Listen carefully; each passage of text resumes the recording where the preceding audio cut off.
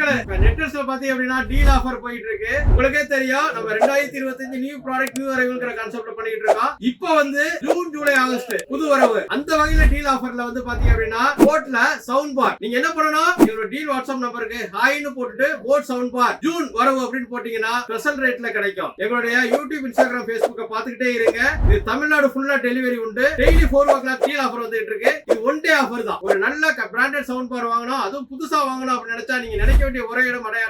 வாங்க மக்களை பணத்தை மிச்சப்படுத்தலாம்.